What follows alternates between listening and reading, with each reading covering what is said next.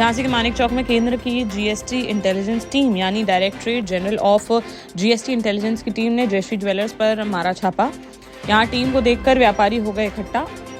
उन्हें नहीं दिखे झांसी के जीएसटी अधिकारी तो वे टीम पर विश्वास करने को नहीं हुए तैयार। इसके बाद टीम ने दिया अपना परिचय, साथ ही दिखाया सर्च वारंट, जिसके बाद व्यापारियों ने उन्हें करने दिया सर्च। झांसी के जयश्री ज्वेलर्स के शोरूम पर छापा मारने पहुंचे टीम के अधिकारियों से सराफा व्यापार मंडल के नेता मुकेश अग्रवाल ने बात कर बताया कि जयश्री ज्वेलर्स पर डीजीजीआई की टीम लंबे समय से कर रही है निगरानी।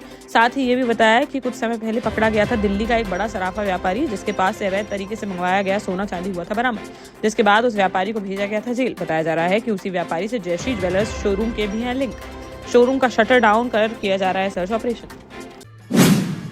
झांसी के प्राइवेट अस्पताल के मैनेजर की एक्सीडेंट में हो गई मौत। मध्य प्रदेश के अशोकनगर अंतर्गत गहोरा गांव का रहने वाला 33 वर्षीय ऋषभ लोधी झांसी में कैमासन मंदिर रोड पर स्थित एक प्राइवेट हॉस्पिटल में था मैनेजर। वेतन कम होने की वजह से उसने 10 दिन पहले ही छोड़ दी थी नौकरी और चला गया था अपनी ससुराल पिछोर के नांदगांव। वहां से गुरुवार को घर आने के लिए रास्ता कर रहा था पार, तभी बिना बॉडी वाले नए ट्रक ने उसे मार दी टक्कर, जिससे वह गंभीर रूप से हो गया घायल, जिसको तुरंत ले जाया गया मेडिकल कॉलेज, जहां डॉक्टरों ने उसे कर दिया मृत घोषित। पुलिस ने शव को पोस्टमार्टम के लिए भेजकर मामले की जांच की शुरू। ललितपुर में शुक्रवार दोपहर उचित दर विक्रेताओं यानी कोटेदारों ने कमीशन बढ़ाने की मांग को लेकर किया प्रदर्शन। उन्होंने शहर में जिला पूर्ति अधिकारी को सौंपा ज्ञापन। इस दौरान 100 से अधिक कोटेदार ई पास मशीनों के साथ करने पहुंचे थे प्रदर्शन, जहां उन्होंने जमकर की नारेबाजी। कोटेदारों ने मांग की कि उत्तर प्रदेश में भी कमीशन बढ़ाकर किया जाए 200 रुपए प्रति क्विंटल, जिन्होंने चेतावनी दी कि यदि नहीं मानी गई उनकी मांगे तो वे 28 जनवरी 2026 से अनिश्चितकालीन धरना प्रदर्शन और विधानसभा घेराव करने के लिए होंगे बाध्य।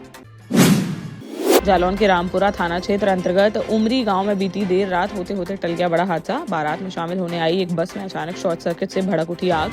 देखते ही देखते आग की लपटों में घिर गई बस और कुछ ही मिनटों में पूरी तरह से जलकर हो गई खाक। घटना से आसपास के इलाके में मच गया हड़कंप। हालांकि गनीमत रही कि इस हादसे के वक्त बस में कोई नहीं था सवार, नहीं तो हो सकता था बड़ा हादसा। झांसी में सांप के डसने से एक महिला की हो गई मौत। जहां प्रेमनगर थाना क्षेत्र के बिजौली की रहने वाली 55 वर्षीय पुष्पा देवी 2 दिन पहले खेत पर लगा रही थी पानी, तभी हाथ में काट गया था जहरीला सांप। परिजनों ने उन्हें झांसी मेडिकल कॉलेज में कराया था भर्ती, जहां इलाज के दौरान शुक्रवार को उनकी हो गई मौत। पुलिस ने शव को कब्जे में लेकर मामले की जाँच कर दी है शुरू। महोबा में मतदाता डिजिटल फीडिंग का कार्य 83.09% हो गया है पूरा।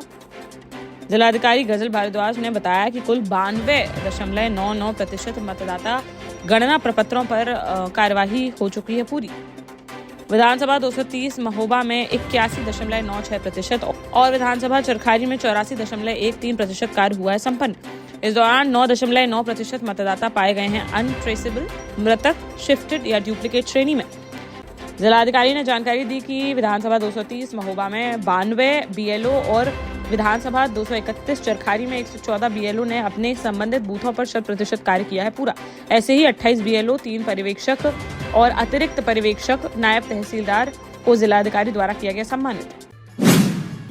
झांसी में पति की मौत के 2 महीने बाद पत्नी ने उठा लिया गलत कदम। कानपुर जोन की रहने वाली 23 वर्षीय राधिका उर्फ ललिता की 13 अप्रैल 2025 को प्रेमनगर थाना क्षेत्र के हंसारी निवासी विशाल यादव से हुई थी शादी। विशाल बच्चों को पढ़ाता था ट्यूशन। विशाल और राधिका एक दूसरे को करते थे बहुत प्यार। 2 महीने पहले विशाल को अचानक आ गया हार्ट अटैक, जिससे तुरंत ले जाया गया अस्पताल, लेकिन तब तक उसकी हो चुकी थी मौत। पति की मौत के बाद से ही सदमे में चली गई थी राधिका। हर समय पति को याद कर रोती रहती थी वह। शुक्रवार सुबह नहाने के लिए अपने कमरे में गई वह और उठा लिया गलत कदम। करीब 2 घंटे तक नहीं खुला दरवाजा, जिसके बाद परिजनों ने तोड़ दिया दरवाजा तो राधिका का पड़ा हुआ था शव, जिसे ले जाया गया मेडिकल कॉलेज और पुलिस को दी गई सूचना। कमरे से नोट किया गया बरामद, जिसमें उसने लिखा कि आपने ढूंढा था वर्ल्ड बेस्ट पार्टनर, पर मेरी किस्मत ही थी बुरी। उनकी मौत के बाद अब मेरे पास इसके अलावा नहीं है कोई ऑप्शन। शव को पोस्टमार्टम के लिए भेजकर मामले की जांच में जुटी पुलिस। मध्य प्रदेश की पूर्व मुख्यमंत्री उमा भारती ने टीकमगढ़ में नेताओं और उद्योगपतियों की शादियों में होने वाली फिजूल खर्ची पर कसा है तंज। अपने निवास पर पत्रकारों से चर्चा करते हुए उन्होंने कहा कि आजकल मैरिज गार्डन में हो रही हैं शादियां और इनमें किया जा रहा है अत्यधिक खर्च। उन्होंने कहा कि बड़े बड़े उद्योगपति शादियों में करोड़ों रुपए देकर बुलाते हैं डांसर। इतने पैसे में कराए जा सकते हैं हजारों बेटियों के विवाह। उन्होंने नेताओं से बार बार किया आग्रह कि वो ना करें दिखावा, क्योंकि उनकी पहले से ही है। उन्होंने कहा कि नेता अक्सर 2 नंबर का पैसा खपाने के लिए करते हैं फिजूल खर्ची। उमा भारती ने बताया कि उन्होंने उद्योगपतियों की शादी में जाना कर दिया है बंद और अपने गार्ड को ऐसे निमंत्रण पत्र स्वीकार न करने का दिया है निर्देश।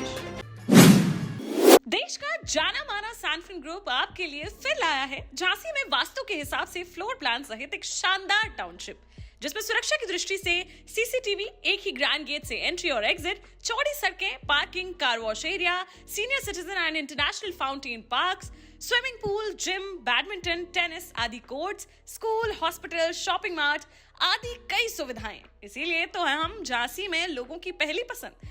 12 साल पहले अपने स्टार्टअप के साथ ही योग्य नेतृत्व, अनुभवी टीम और सक्षम सेंट्रलाइज और उत्तरदायी प्रबंधन के बल पर सबको घर गुणवत्ता के साथ समय पर घर की योजना के तहत सैनफिन समूह ने बहुत ही कम समय में 1500 से ज्यादा यूनिट्स को दिया है कब्जा। समय पर डिलीवरी से हमारे ग्राहकों में बढ़ा है विश्वास और मिली है संतुष्टि।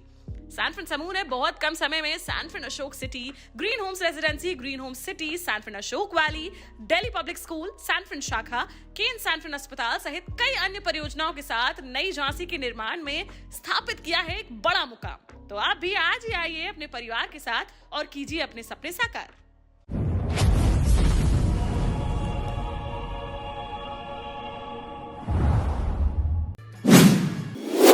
निवाड़ी जिले के बनगांव खास में प्रशासन ने बड़ी कार्रवाई करते हुए लगभग 10 करोड़ रुपए की सरकारी जमीन को कराया अतिक्रमण मुक्त। इस अभियान में 7 से 10 एकड़ भूमि पर वर्षों से किए गए अवैध कब्जों को हटाया गया। मुख्यमंत्री डॉक्टर मोहन यादव ने हाल ही में सभी कलेक्टरों को शासकीय भूमि से अवैध कब्जे हटाने के दिए थे निर्देश। इसके तहत निवाड़ी प्रशासन ने ओरछा के बनगांव क्षेत्र में चलाया यह अभियान। जालौन के सिरसा कलार थाना क्षेत्र के ग्राम ऊद में 10 दिन पहले हुए मारपीट का एक वीडियो सोशल मीडिया पर शुक्रवार को हो रहा है वायरल। वीडियो में 4 युवक एक व्यक्ति को बेल्ट और जूतों से पीटते हुए दे रहे हैं दिखाई। वीडियो सामने आने के बाद पुलिस ने मामले में कार्यवाही कर दी है शुरू। जानकारी के मुताबिक 10 दिन पहले ही की है यह घटना। ग्रामूद निवासी 22 वर्षीय मनीष दोहर ग्राम अतरछला में संजय सेंगर के खेत में काट रहा था बाजरा। इसी दौरान खेत के किनारे से गुजर रहे गाँव के एक ट्रैक्टर चालक से उसकी हो गई कहासुनी, जिसके बाद बढ़ गया विवाद और आरोपियों ने उसके साथ कर दी मारपीट। मामला दर्ज करते हुए आरोपियों की तलाश में जुटी पुलिस। झांसी के सर्किट हाउस में उत्तर प्रदेश राज्य महिला आयोग की अध्यक्ष बबीता सिंह ने समीक्षा बैठक के साथ की जन सुनवाई। इस दौरान घरेलू हिंसा से जुड़े ही मामले आए उनके सामने। इससे पहले उन्होंने जिला महिला अस्पताल का किया निरीक्षण। वहीं मीडिया से बात करते हुए उन्होंने कहा कि यूपी में 8-9 साल पहले महिलाओं के साथ ही पुरुषों का भी हो जाता था अपहरण, अब नहीं होता है ऐसा। साथ ही कहा कि उन्होंने यहाँ महिलाओं को बुलाकर सुनिए उनकी समस्याएं। अभी SIR का चल रहा है काम, जिसके चलते नहीं आ सके अधिकारी। बोली कि सभी विभाग अच्छे से कर रहे हैं काम, सभी को मिलकर समाज के हित में करना चाहिए काम।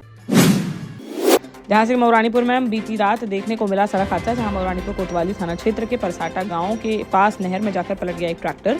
इस हादसे में खेत से जुताई कर लौट रहे 2 युवक राजा भैया और अर्जुन गंभीर रूप से हो गए घायल, जिन्हें ग्रामीणों व पुलिस की मदद से बाहर निकालकर एम्बुलेंस के जरिए भेजा गया अस्पताल। यहाँ प्राथमिक उपचार के बाद दोनों की हालत गंभीर होने पर उन्हें झांसी मेडिकल कॉलेज के लिए कर दिया गया रेफर।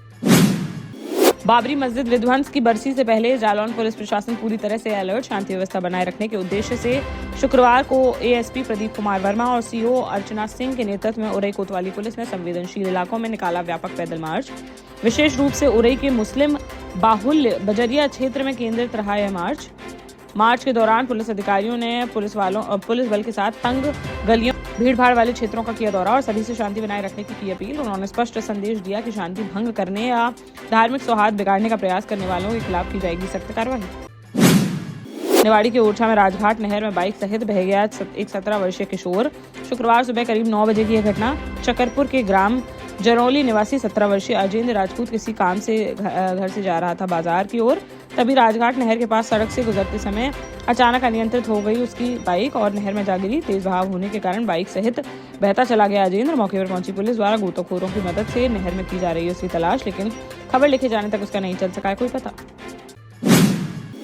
ललितपुर में मोटा अनाज की रोटी खाने से एक ही परिवार के 3 लोगों की बिगड़ गई हालत। शुक्रवार को सास, ससुर और साले को गंभीर हालत में पहले ले जाया गया ललितपुर मेडिकल कॉलेज। यहाँ से उन्हें झांसी मेडिकल कॉलेज के लिए कर दिया गया रेफर। ललितपुर के गिरार थाना क्षेत्र अंतर्गत सुकल गांव की है यह घटना, जहाँ रहने वाले 50 वर्षीय शिवराज और 45 वर्षीय उनकी पत्नी कमला ने खाई मोटे अनाज की रोटी। उनके 15 वर्षीय बेटे संजू ने भी खा ली एक रोटी।